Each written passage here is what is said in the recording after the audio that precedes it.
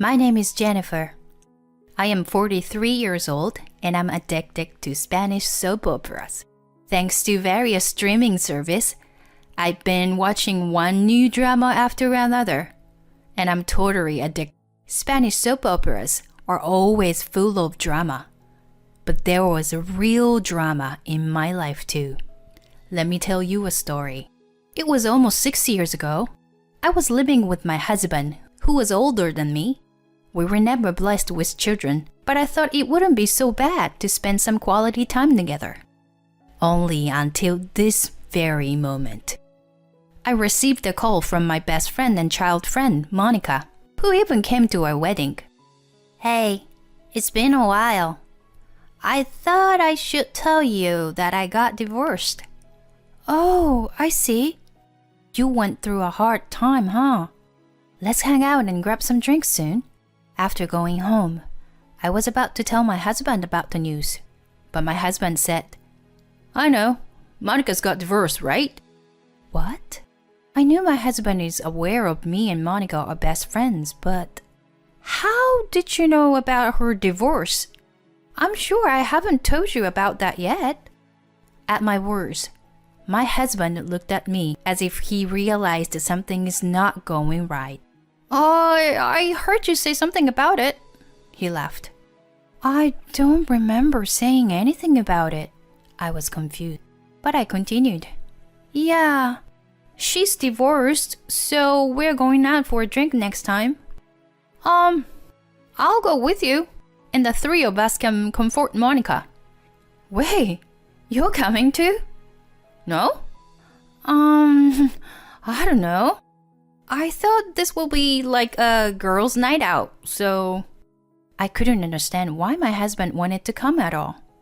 But he told me to ask Monica anyway. I agreed and told her about it later. I thought she would say it's better to be without my husband, because it's a girls' night out. To my surprise, her answer was, Great, let's all have a drink together. Which I didn't expect. I'd rather not have a drink with my husband.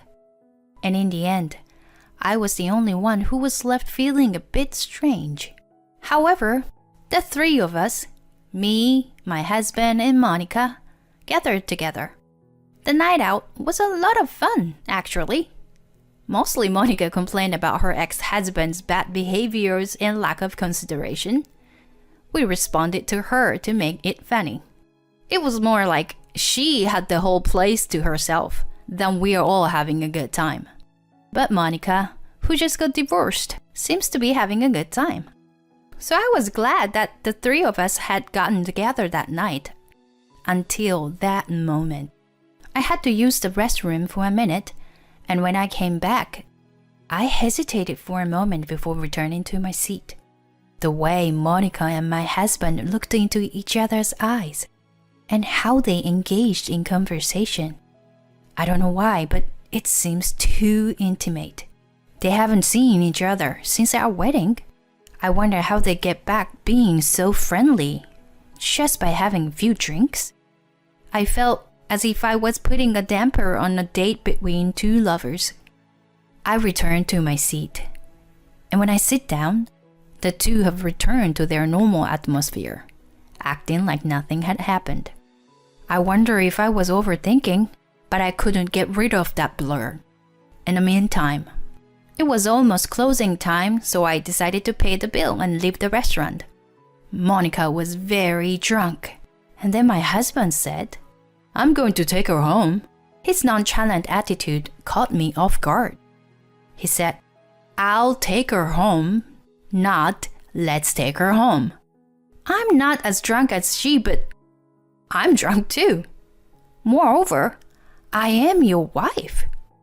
She lives alone and she's wobbly. It's too late. So you take a cab and go home yourself, alright? Huh? If you take her in a cab, she'll go straight to her apartment, won't she? No, I'm worried about her. I doubt she gets to her apartment herself. I mean, did I tell you that Monica is now living alone in an apartment? It's possible that she told him while I was in bathroom. but the discomfort piled up and turned into disbelief. Okay, I got it then. I'll go home myself. With that, I did go home, leaving the two in the spot. As for me, of course I didn't want to leave her alone with my husband. But then it occurred to me. It was more convenient for me to go home alone to investigate their relation. As soon as I arrived home, I stepped into my husband's study room. This room, which was not a bedroom, but a private study room for my husband, might possibly keep the information I was seeking. But in case I could easily find the answers in our own house, it would also be quite insulting, I thought, with such a conflict in my mind. As I was looking into the shelf, I found the answer to my question. A single basic photo album. I didn't remember seeing it when I moved this place. With a bad intuition, I flipped through the pages of I shouldn't have looked at it. It's too late. It was full of pictures of my husband and Monica smiling happily. Judging by Monica's hair on my husband's clothes, it seemed that they had been secretly meeting since shortly after we got married. The two of them had been in an intense relationship for over 10 years. I was so angry, and combined it with my drunkenness, I felt like I needed to throw up. As I was running off to the bathroom, my husband came home. Oh, you threw up. You drank that much? He rubbed my back and I told him not to touch me and slapped his hand. Hey, it's me. Hold on a second, I'll get you some water. Apparently, my husband thinks I'm too drunk that I don't know who's who anymore. Yes, I know who you are. I'm totally sane. I just hated him.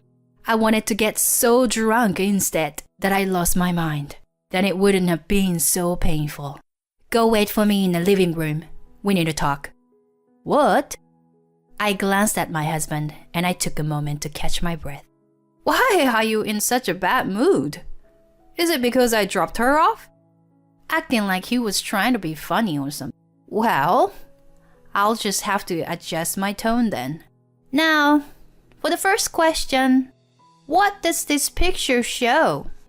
I confronted him with an album I had found in his room.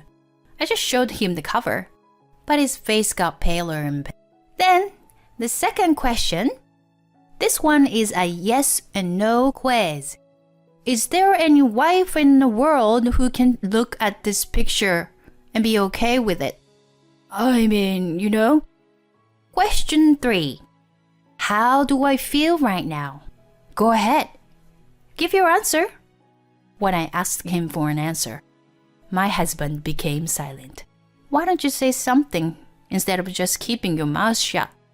He makes it sound like it's my fault. Really getting on my nerves. Okay, I cheated. I'm really stupid. I'm really sorry. I would feel better if he just apologized and cried like a baby. It's not fair to be silent. And then my husband finally opened his mouth. She's the one for me. Monica and I, we both married to the wrong partners. After all the twists and turns, we finally found each other. I feel like we're soulmates who share a common destiny. What are you, a poet of all sudden? I was completely speechless. Suddenly he's talking about soulmates and spirituality. I know I made a mistake marrying you. Our soul vibrations are different, and we can't be happy together. I believe this is a test of fate for me and her. No, he's gone completely to the other dimension. You and I are not connected to a spiritual level. I hope you understand. I didn't know what the hell that means at all. I only figured out that you and I are hopelessly incompatible. My best friend betrayed me, my husband betrayed me, and honestly, I can't even cry. But I'm willing to give him to Monica, because he's such a bad husband. I have no idea what you're talking about right now, except that you're speaking English. I don't think you and I are compatible either. I know you're crazy, But I don't understand what you're talking about. I knew it! If that's how you feel, then you will agree to divorce me peacefully, right? I want to be with Monica. I see. So you're not gonna pay for alimony? Then I have an idea. This is not good. I don't think I'm in the right spiritual tuning. I can't hear you at all, whereas I could hear you as a moment ago. I told him in a completely flat, broken voice. What? My husband asked back. I responded to his ridiculous divorce request with a ridiculous response. What's the matter with you, Jen? I remained silent. I kept ignoring him and went into the shower room. My husband was being beside me, shouting, What kind of person you are in the middle of an important conversation? I'll never be free unless you agree to divorce me. But I ignored it. I'll be free to do what I want. And you will be free to be. From this day on, you are as much as a piece of trash to me. You were about the size of a mold in a bathtub. You will be nothing but a useless inanimate object. Prepare yourself. The next day, my husband went to work in a foul mood. I didn't greet him in the morning, of course, and I didn't serve him, nor did I prepare his tie as usual. I had given myself a day off after the night out. I got up just in time for my husband to leave. Well, I'll be living alone from today. How about I tidy up my room? In the evening, my husband came home. I heard him on the front porch saying, I'm home. But I heard nothing. I didn't answer, of course. That's when my husband shouted that all his shoes were missing. Hey, Jen! Jen! Where are my shoes? Whoa, wait. Why are you start eating without me? Yes, I threw away your shoes. It's normal to eat alone because I live here alone. I have quite a bit of money saved up for living expenses, so I am eating a lot of expensive steak with a fine champagne. I didn't make eye contact with my husband, just watched TV and laughed as I ate. Jen, are you even listening to me? I just served myself another glass of champagne without even knowing he's here. You've got to be kidding me. We'll talk after I get out of the shower, okay? I wonder if he get upstairs to get his pajamas. Then I heard a thumbing and clattering sound coming down the stairs. Jen, why is there nothing in my room? Where are my pajamas? I live alone. What is up with you? I can't take a bath. You're saying I don't even need to put on the clothes? I just thought I live alone and I don't. I quickly finish my meal and get up, showing no reaction. My husband followed me. Where's my food? Go buy your own food. I have to tell you again and again that I live alone. I had already finished my bath, so I went straight into the bedroom. As a side note, I even got rid of my husband's toothbrush. I can't wait to see how he'll get ready tomorrow morning. But when I woke up in the morning, my husband was sitting in his chair, in a pose just like the statue, The Thinker by Rodin. I guess he was in such a hurry last night that he didn't take a bath. His hair was sticky and messy, and his thin hair makes the scalp stand out. Really looks like a barcode. Then my husband noticed that I had woken up. He stood in front of me, just trying to desperately get in myself. He got down on his knees to say he was sorry. I honestly didn't expect him to go this far. It hurts when you groom me, but I have repeatedly done terrible things to you without paying attention to how you feel. I'm sorry for that. That's exactly right, but I didn't respond in any way. I want us to start over. I didn't expect him to say that. I was stunned. I didn't say a word, but I gave my husband the most disgusted look. No. I can't live with the spiritual, cheating, triple trouble guy. You don't like it? My reaction shocked him. You would think you know that much if you think about what you did. Please, Say something. I'll do whatever you say. Yes, here it comes. This is why I kept quiet all these times. For a long time, whenever we would have a fight, I would choose to ignore him. Because my husband would say he'll do anything for me. He would buy me a purse or something, and that would be the end of it. So this time, I knew he would use his usual tactics if he was cornered. Okay then, do as I say. The words I've been waiting to say come out of my mouth, and I smiled had in need. My husband at his mouth like monks cry, a look of despair on his face. It felt good. I wanted to see that face. No, I don't mean that. My husband was confused by my unexpected I have no intention to accept any other terms. Do you really think you can get away with the infidelity after all this time? I'm going to take both of them. Otherwise, I will do everything in my power to make. He saw the look in my eyes. Okay. Thanks. I smiled back at him. I will seek compensation from both of you and Monica for this matter. Okay? I will also tell her ex-husband everything. She will probably get the paperwork for alimony, and so will you. Good luck paying them. What do you mean? Come on, stand up and take your work stuff with you. I forced my husband to carry his bag and dragged him to the front door. Where are you taking me? Outside. I am getting this house, so it's my house now. It's not nice to have strangers in my house. I don't like it. Wait, can't you at least wait until after the divorce? That's not gonna happen. Why not? What the hell, Jen? You started talking all of a sudden and then you were so cold. Shut up and get out. I pushed my husband out the front door with all the force.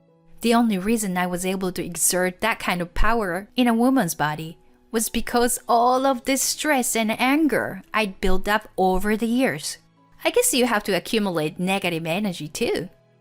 After that, before the divorce papers were served, all of us, my husband and I, and Monica and her husband, got together to talk.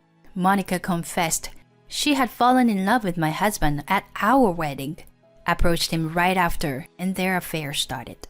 They kept in touch discreetly to keep their relationship secret until hopefully they were both divorced and free. They have been cheating on both families for over a decade. Monica's ex-husband was quite depressed when he first learned of her infidelity. I didn't have any feelings when I heard that story. I'd rather wanted to thank them because I would use any facts as evidence for my alimony claim. After being kicked out of the house, my husband moved in with Monica. But later, when she received documents from both me and her ex-husband demanding alimony, she was brought back to We can't remarry if we are both in debt. I will find someone with a better financial status. She gave him a bum rub and kicked him out of the apartment. Wasn't she the one? The soulmate of yours who's connected with you on a spiritual level? And you're losing her over money. Needless to say, I was disgusted to hear that story. Suck it up. This is what you get for betraying your wife. 6 years have passed since then. In the middle of paying alimony, my ex-husband retired.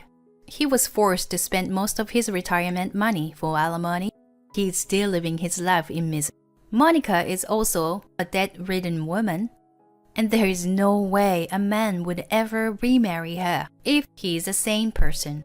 She seems to be working in a harsh working environment since she seemed to have run through her savings with the alimony payments.